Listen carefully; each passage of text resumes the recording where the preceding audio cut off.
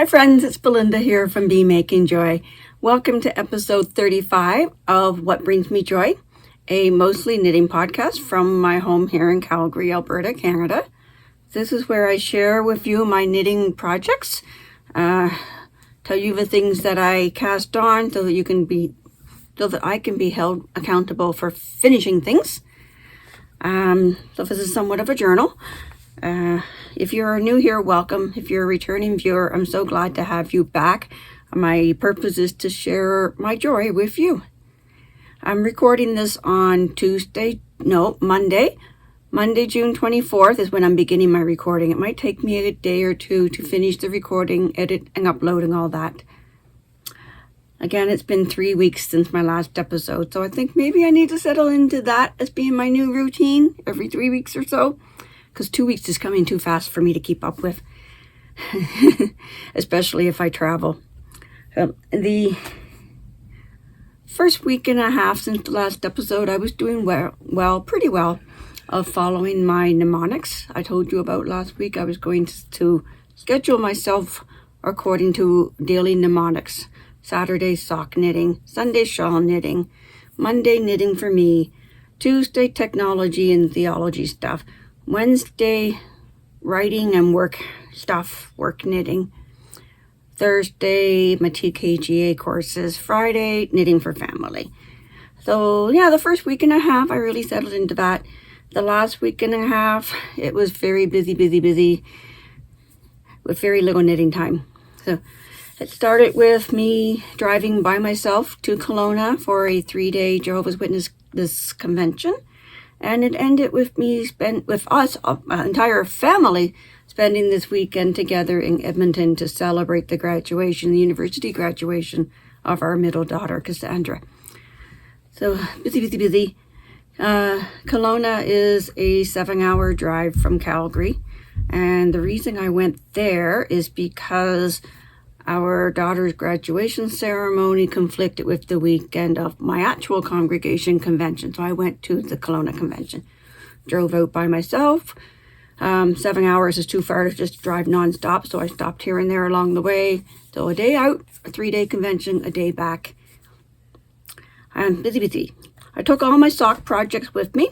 I worked a little bit on the easy knitting parts while waiting in the mornings for the meetings to start.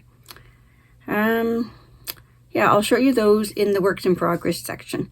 But first, my finished object, which was a new cast on less than a week ago.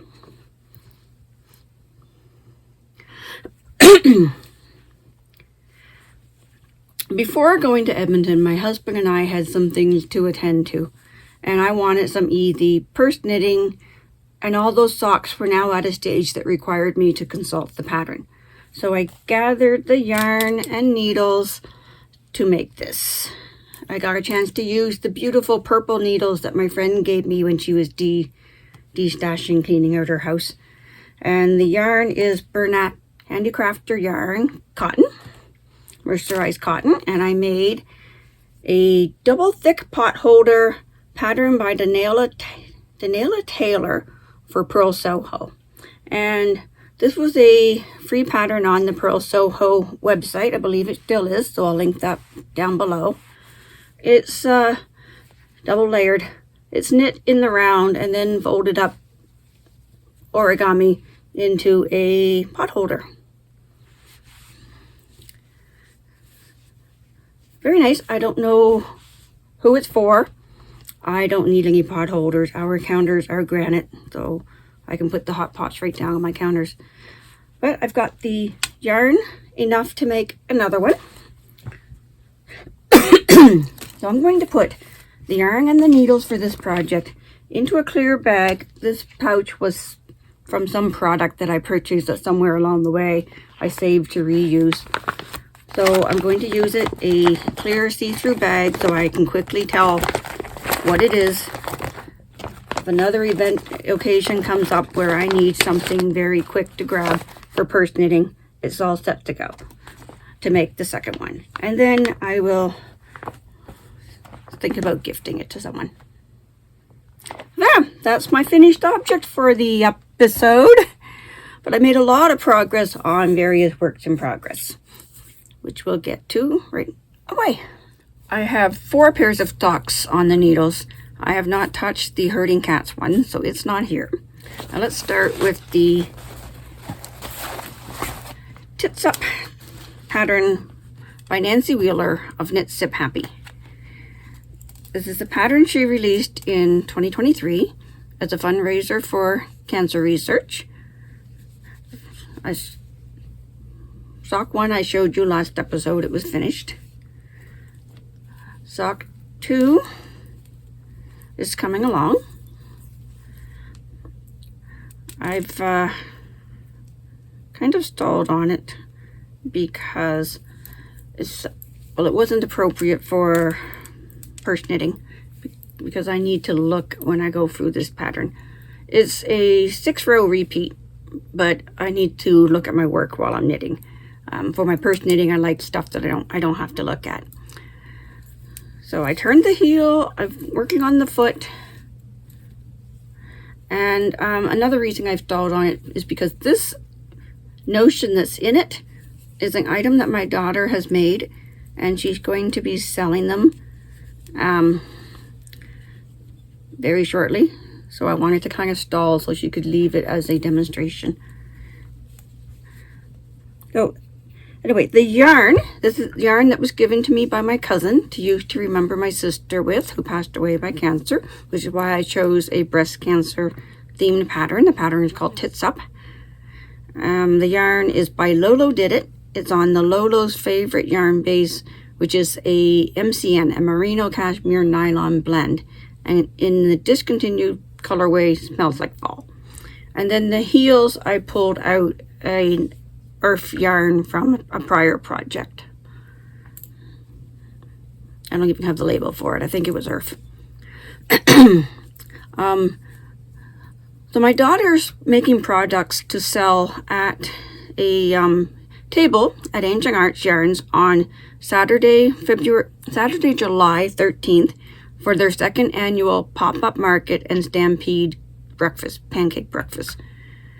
Caroline is so generous in her support of other fiber arts related small businesses, and when my daughter brought some of her products, her stitch markers, to the Thursday afternoon Yarnies group, she got so much encouragement and signed up for a booth for this event and is busy making products, which I will include some pictures of for you.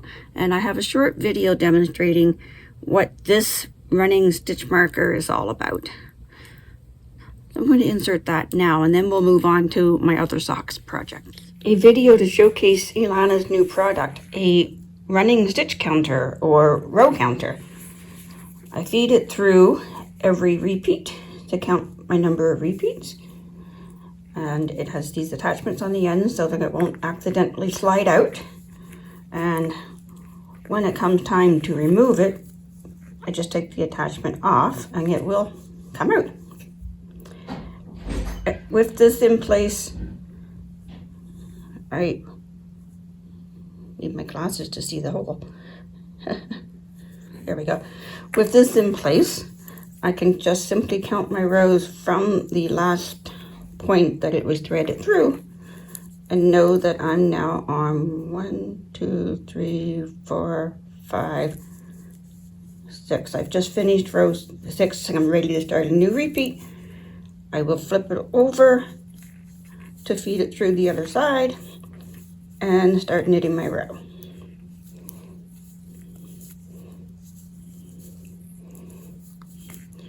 And then after the next repeat, we'll feed it back to the front again and knit behind it. If you saw my last episode, my finished object in that episode was a pair of knee-high socks for my daughter in a purple black light reactive yarn. And returning viewers will remember that before making that sock, we were experimenting with toes and heels from this book to find one that would work with my daughter's sensitive feet. And she had settled on, and this book is a flip the pages to line up heels and toes and cuffs and legs, etc. So she settled on this combination.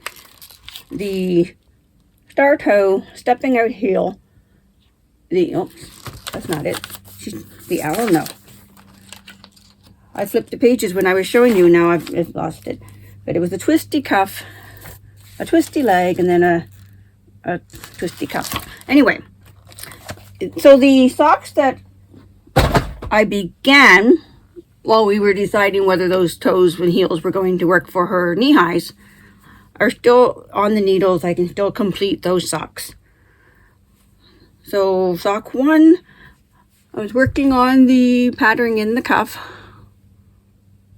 I'm using Patton's Carte yarn.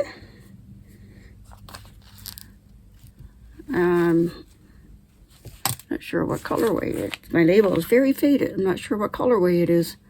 Patton's Carte yarn. And this is a 16 row repeat. A very simple, easily remembered repeat, but again, not one that I can do without looking at my work. So it reached a stage where it was no longer purse knitting. So I cast on the second sock. With the star toe, I worked on the foot. Like I said, during mornings before the meeting started, while I was chatting with people. I wouldn't work on them during the meetings. I took notes during the meetings. So it's now ready to turn the heel. So yeah. I guess that's all there is to share about that pair of socks. And then in this bag from Ancient Arts Yarns, I have a pattern from Ancient Arts Yarns, a kit from Ancient Arts Yarns. Ancient Arts is hosting a Summer Shorties Sock Club for June, July, and August, releasing a new pattern by Barb Brown each month. And Barb was a friend of the owner, Caroline's. Barb passed away during the planning stages for this knit-along, and Caroline is carrying on in her honor, hosting Zoom meetings for each sock, releasing a new pattern each month. So the first month is the Summer Crocus socks, and I cast on during the first Zoom meeting. Starts at the cuff, and then I've just reached the point of turning for the heel. I believe my next step is picking up the stitches along the side for the gusset. I have to go back to the pattern to read it to see what my next step is. So that's how far I got on that. I will insert a picture of the pattern. This one took me a while to get started. I learned a new skill. I learned the Picot cast on. That was fun. I really enjoyed that. I really liked the look of that. I think I will use that in the future, or experiment with the Picot cast off in the future. Anyway, it's a Shortie sock. They're all Shortie socks. So now there is a lace pattern that has to get incorporated into it. I'll get back to working on that on next sock Saturday. And hopefully I can finish it before the July sock is released. Hopefully I can finish the first sock before the July pattern is released. We'll see. Anyway, it's using sock needle yarn from Ancient Arts. This is the colorway Dusty Rose. And if I haven't already inserted a pattern picture, it's in here now. So yeah, I was busy for Saturday sock knitting. For Sunday shawl day, I wasn't entirely motivated because I don't really need any shawls, even though I have three of them on the needles. I did do a few more rows of my lightning bugs wrap, but not enough to make it worthwhile going and pulling it out to show you. And I began to add the 7th color to my Snowflake Throw. So the Snowflake Throw is one that I am designing. It's circular. It's a pie formula of increasing. It's using the Enchanted Winter Fade yarn set from Ginger Snap That. So I've started adding the 7th color. And because it's a 12 skein set, my plan was to add a color a month. But if I'm on 7 now, I'm ahead of the game for July. Yeah. I won't brag too much more about that. I have in the past and I will again in the future. But I am loving it. Beautiful sunset happening now.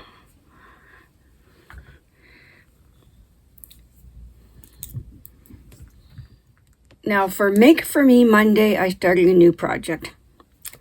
Yes, technically I could have carried on with the sock knitting because the Tits Up Socks and the Crocus socks are for me. But what I really need in my wardrobe right now is a summer cardigan, a dress up cardigan to take to functions because I'm dressed up and then it gets cool. So I've chosen the Milton Cardigan by Hokey Locatelli, and I've worked a lot on it. I also did turn to it briefly during some stressful moments that were not Monday. But when I needed to seek out some joy, this was the project. I fell in love with this pattern when Hokey revealed it on her YouTube podcast back in February, I think. I bought the pattern right away. And then on our next trip to the US, I sought out the yarn for it. So I bought these yarns at Wild Fiber Studio in Santa Monica. The pattern uses a sport weight and a lace weight in a striping sequence. It's creating a marvelous texture between the sport weight and the lightweight. I don't know if you can see through it. I can see through it. I can see through the lace weight section. The blue is the lace weight. The gray is the sport weight. The yarns are this. I'm going to grab the labels for you. The sport weight is Fibra Natura Kingston Tweed in the colorway Marble. It is 50% wool, 25% alpaca, and 25% viscose. And my house is getting noisy. The lace weight is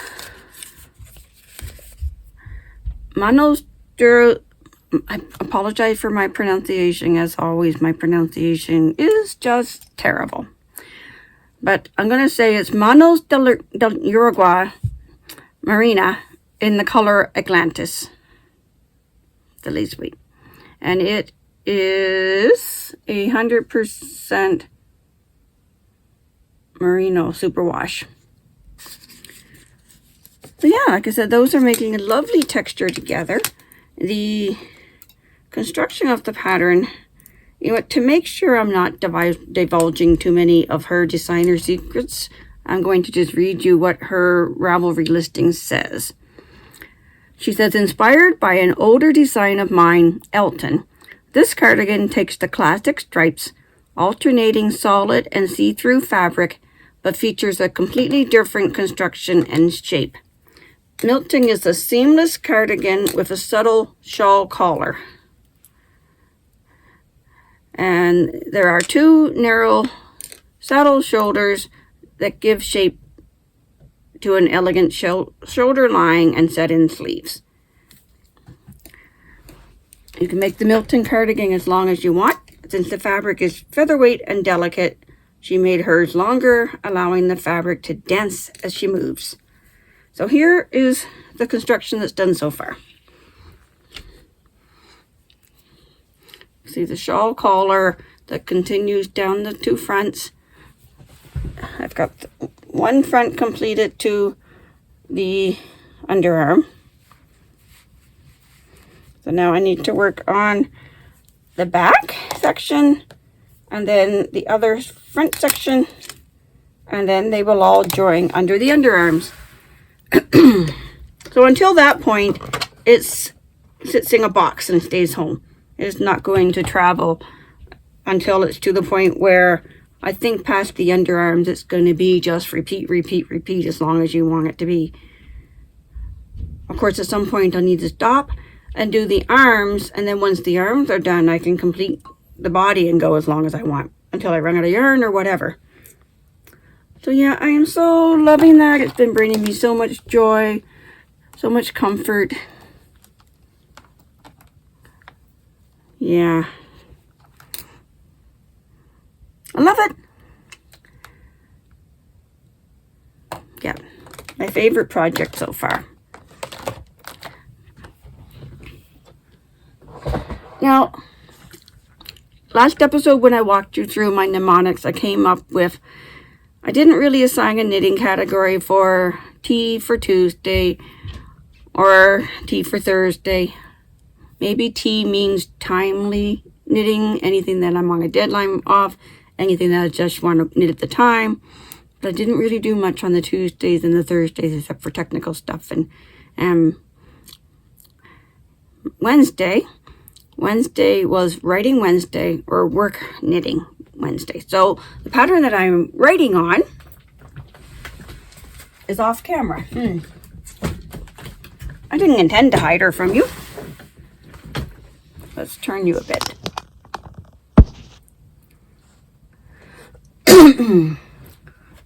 So this is the cloak I'm designing for my daughter. The name is yet to be determined. It's using the 31 skein mini set from Fangirl Fibers that was Pokemon themed. So each yarn represents the color of a different Pokemon, and each yarn came with a stitch marker for each Pokemon. So I'm doing from the collar down a cloak, and then I purchased from Ancient Arts Yarns the red, black, and white for the Pokeball colors to do the bottom hem trim. You're heavy, Bianca. So there's the bottom hem trim in a Pokemon themed color. The catcher balls would be those colors. And then last Wednesday I did the math for picking up the stitches up the button band. Based on my gauge, my row gauge and my stitch gauge, I worked out that I needed to pick up stitches at the rate of 3 stitches for every 4 rows. I calculated how many stitches that would be. I went along and picked them up, and bloop, I was exactly on that number. But you know, it's not going to matter the exact number as long as you come up with an odd number to do the seed stitch. I chose the seed stitch as per one of my viewers' suggestions when I was asking for a pattern stitch that would prevent that stockinette from rolling. And yeah, it seems to be hanging quite nicely. So the red section is finished. I'm ready to add the black.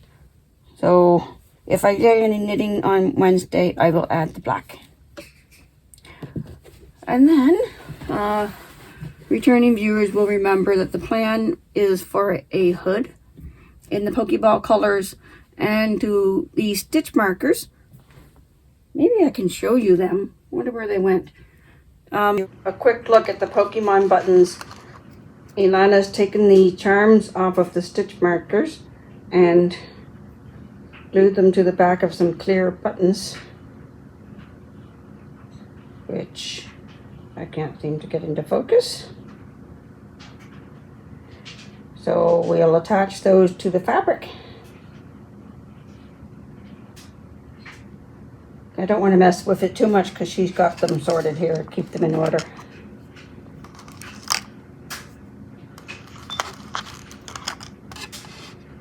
My daughter took the stitch markers and attached them to buttons. We're going to put them on in their respective spots. We're not actually going to use them as buttons. They're just going to be decorative buttons, because I'm not actually going to put button holes in the other button band, because that would be one for every color. That would be just impossible. So they're going to be just decorative buttons, and we're going to do snaps along the back. When the whole project is complete, we'll figure out how far apart we need the snaps to be, and we'll just snap the one button band on top of the other button band. So this side needs a button band to match, and it will overlap like that. Yeah, there's the armholes down here. So yeah, I've been sharing this whole process since we began back in July. Another one that my daughter and I are really enjoying doing together. Before I show you my acquisitions, I'll pull out my notebook and I'll reaffirm how many works on the needles I have currently. So last episode I was at 10 unfinished knitting projects. Since then, I started and finished a Potholder. I started the Summer Crocus socks and the Milton Cardigan, bringing my WIP count to 12. 13 if we're counting my husband's t-shirt quilt. For the record, that's where I'm at. Now, acquisitions. I'm excited to show you the subscription box I received in the mail from Twice Sheared Sheep. But first, let's look at the June color of the month from Ancient Art Yarns, since June is almost over. And of course, I'm excited about this yarn too. It's so pretty.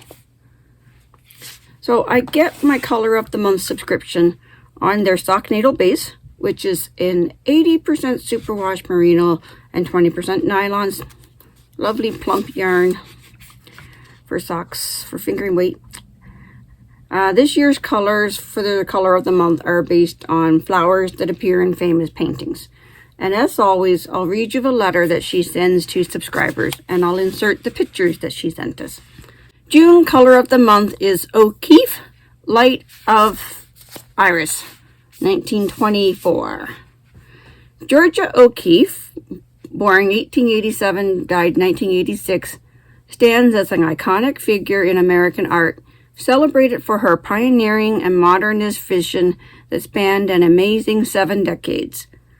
Often called the mother of American modernism, O'Keeffe's legacy of dramatic and innovative artwork is transcended by her famed independent spirit and for her role as a trailblazing female role model.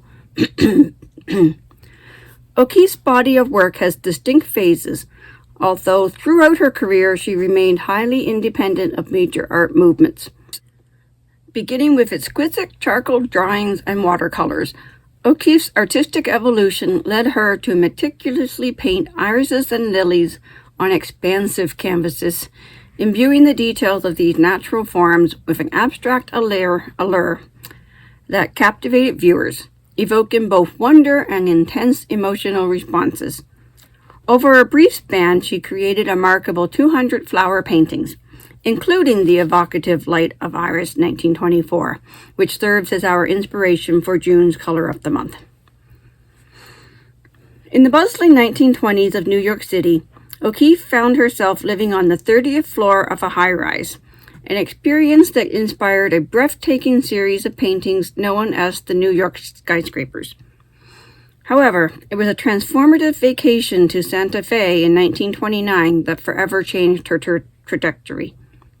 Enthralled by the desert landscape, she made New Mexico her permanent home, drawing inspiration from the arid beauty that surrounded her.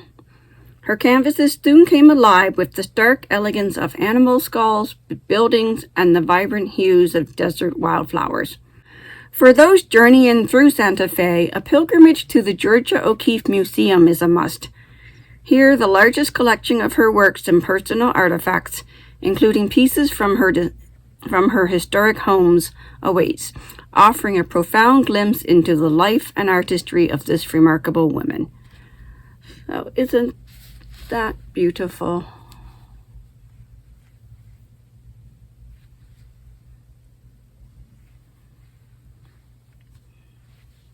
When I get on with my design idea for a cardigan, I will start using these color of the months. Each month, she also presents a pairing of some solid colors that would go nicely with this. Maybe I'll pop those pictures in for you as well. So that's that. I don't know how her supply is of these this month. Calgary is under water restrictions, so that probably has limited how much dyeing she can do. We had a water main break, a huge, gigantic main that's bigger than people. Eroded. Is that the right word? Eroded. Suddenly, the 16th Avenue, which is the Trans-Canada through our city, is flooded. So we're still on water restrictions. We have been for quite some time. The earliest possible date is July 5th, but we'll see. Anyway, neither here nor there. Her color of the month subscriptions are always for a limited time only, always just for that month. Okay, so speaking of subscriptions, I started a quarterly subscription this year from Twice Sheared Sheep out of somewhere in the US. To be honest, I don't know if I will be continuing it after this subscription. I subscribed for spring, which I showed you in March, summer, which is this one, and then the fall, which should come in September. Beyond that, I don't know if I will continue to subscribe to them because the US to Canada exchange rate is not good. Their shipping costs, and I'm always getting dinged at customs now for orders that come in across the border. So, but this was worth the money that I paid. I really enjoyed this subscription. My daughter and I have already opened it and taken out the packaging materials and sorted it. It always comes with a card outlining what's in the box. So I'll go through the card and show them to you one by one. We have, the theme is Ocean Friends. So we have an Ocean Friends Trinity bag. The perfect little project bag to take your project on the go. Large enough to hold 2 to 3 balls of yarn and all your accessories. So yeah, that is a good size. Flat bottomed. Canvas, leathery bottom. Really good at protecting your project, I'm sure. It's lined. It's got an extra zipper pocket for your notions. I really do like this. And a wristlet. So that's lovely. And then we have cornbread and honey yarn. 490 yards of luscious fingering weight yarn in the July Feeling colorway. 100% superwash merino. And she includes a link to some pattern ideas on her website. So that is beautiful.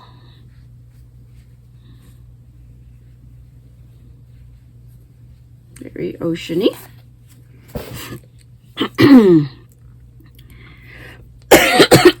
And then we have a project journal stationery set. If you watched my opening in March, the March package came with a project journal. And this is a page that fits in that journal. 4-inch gauge square bookmark. She calls it a 4-inch gauge square bookmark with needle and crochet hook guide. So it's got the rulers and the gauge squares and the needle guides, the hook guides. These are punch outs. And the joins to put it into the binder. Very nice.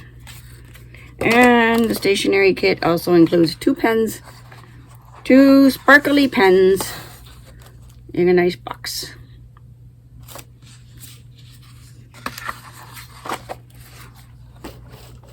Okay, next on the list is graphic stickers for your laptop, water bottles, whatever you want to stick them to. I haven't quite decided what I'm going to stick mine to.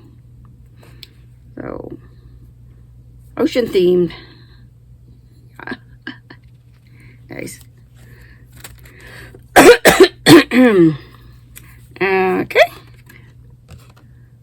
Then there's an Ocean Friends odd even row counter. Size medium. Fits up to 5mm, US size 8 needles or H hook. And there's a website link for full use instructions for both knitting and crochet. So one for the odd side of your work and one for the even side of your work, I believe. There are instructions written on the back of this bookmark as well. On a right side row, place an odd counter on the needles just after the starting edge stitches, and the even counter just before the end edge stitches. Each time you come to the counter at the beginning of your row, move it to the next number in the chain. slip the counter at the end of your row from one needle to the other on the same number loop. You can now count. It's the highest number loop on the needles. Anyway, yeah. And then there's a little clip here that we can move to the tens column space so that we can count beyond 10. Nice. Okay. Then we have some Ocean Friends stitch markers. Size large, fits up to 6.5 millimeter, US size 10.5 needles or K hook. Melody ring. What does melody ring mean? Well, I guess that's the style of the connectors, the melody ring, because they call this one a melody ring too. The little. Anyway, ocean themed, very nice. And then we have an octopus collectible tin, a large slider tin with a beautiful watercolor artwork on the cover. Slider tin. You remember the last box came with a tin of a fairy theme picture on it. And then this package has tin dividers. Which I'm not going to open it, but there's a picture. They cross over inside the tin to divide the tin. And there. That was a lovely package. I was so happy to receive that in the mail in the middle of my stressful week, all my traveling. Okay. Thanks for watching. I had fun talking to you today and doing this podcast. It reminds me why I buy all this yarn, and it brings back my motivation for working with it. So I really enjoy doing this. It will probably be 3 weeks again before the next episode. Much of my time is going to be spent helping Ilana prep for her table at that Stampede breakfast on July 13th. I will share more about that on the BMakingJoy Instagram and Facebook pages as we do our prep. If you're in Calgary on that date, do stop by Ancient Arts Yarns on July 13th and check out all the small business vendors there. Here again is the information.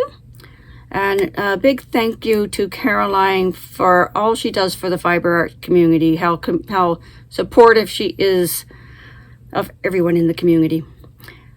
Until next time, happy knitting, happy crocheting, happy embroidering, sewing, or whatever it is that you like to do, go find some joy.